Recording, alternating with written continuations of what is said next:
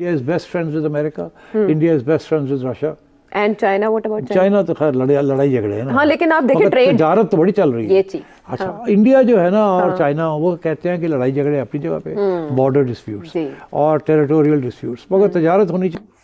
मोहम्मद मुइजू ने बोला है कि भाई भारत जो है ना मालदीव्स का सबसे क्लोजेस्ट यानी कि सबसे नजदीकी और सबसे पुराना दोस्त है।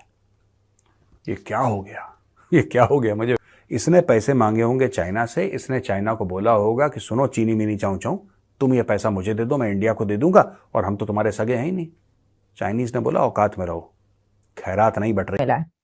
ये इंडिया का पहला वजीर आजम, पहला प्रधानमंत्री है जिनको भूटान की तरफ से ये दी हाईएस्ट सिविलियन अवार्ड दिया गया है।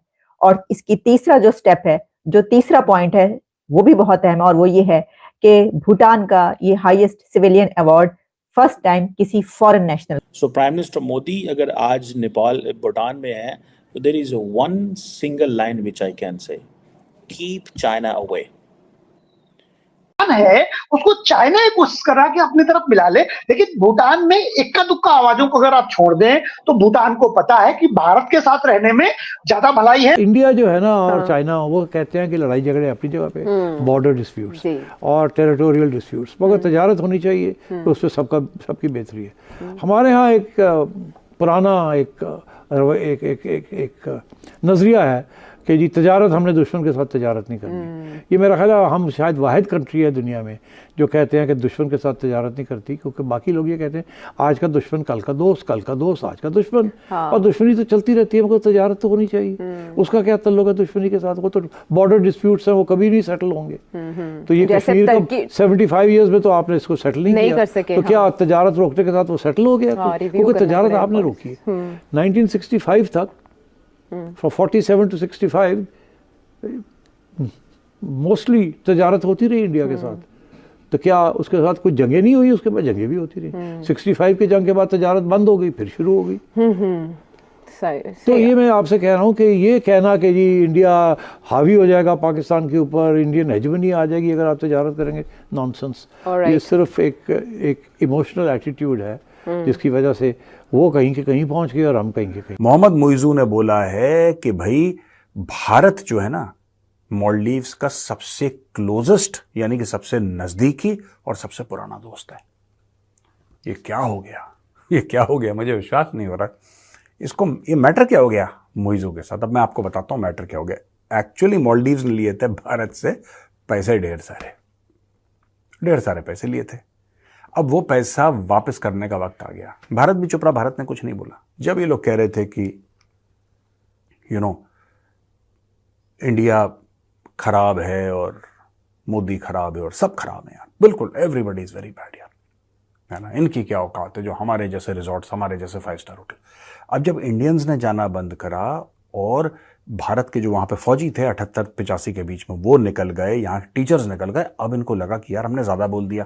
और जब तक इनको ये एहसास होता और ऑपोजिशन पार्टीज इसको जूते मारती, तब तक पता लगा कि वो पैसे देने का वक्त आ गया है। अब पैसे वापस देने हैं इनको, तकरीबन $400 मिलियन भारत को देने हैं भाई साहब, $400 मिलियन। ये इंडिया का पहला वजीर आजम, पहला प्रधानमंत्री है जिनको भूटान की तरफ से ये दी हाईएस्ट सिविलियन अवार्ड दिया गया है। और इसकी तीसरा जो स्टेप है, जो तीसरा पॉइंट है, वो भी बहुत अहम है और वो ये है कि भूटान का ये highest civilian award first time किसी फॉरेन नेशनल को दिया गया।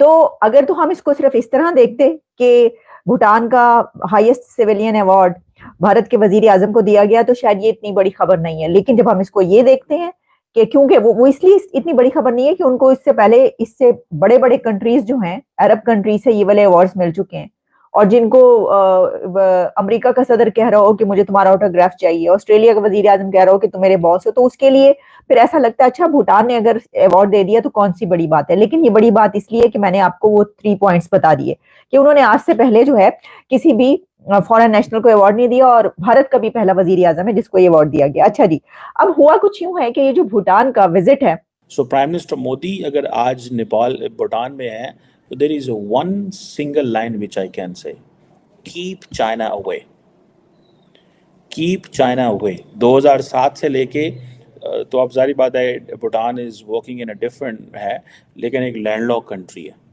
एक मुल्क तो लैंडलॉक्ड है ना, ठीक है जी। और भूटान के जो किंग हैं और वो जारी बात है they have that warmthness for India के अंदर उनके ज़रूर मौजूद है, लेकिन for the Indians they can't trust Bhutan sorry China in one way और दी अदर। वो जितना मर्जी कारोबार कर लें, जो मर्जी कर लें, और कहा जाता है कि इंडिया बहुत सारे एड भी देता है ना बार बार। अब इंडिया के पास क्या है that India has a big mouth in terms of its diplomatic capacity, in terms of its media, in terms of everybody wants to listen India, और वो लोग समझते हैं कि इंडिया को सुनना ज़रूरी है। India's story is being heard. India is explaining its story. That is why India is able to make, particularly जितना वेस्टर्न प्रेस है, जितना ये वेस्टर्न प्रेस है उसके अंदर आप जाएं तो आपको वो कहेंगे कि जी इंडिया की स्टोरी सुनना चाहते हैं, और वो चाहते हैं कि इंडिया जो चाइना का एग्रेशन है इसको हाईलाइट किया जाए, ठीक है जी। है उसको चाइना ये कोशिश कर रहा है कि अपनी तरफ मिला ले, लेकिन भूटान में इक्का दुक्का आवाजों को अगर आप छोड़ दें तो भूटान को पता है कि भारत के साथ रहने में ज्यादा भलाई है, क्योंकि जवाहरलाल नेहरू भूटान को मर्ज करना चाहते थे भारत के साथ में, लेकिन भूटान की जब ये इच्छा हुई कि हम एक इंट्रोवर्ट नेशन के रूप में हम किसी के साथ नहीं जुड़ेंगे, तो जवाहरलाल नेहरू ने उसकी इच्छा, भूटान की इच्छा का सम्मान किया और भूटान का मर्जर इंडिया के साथ नहीं किया।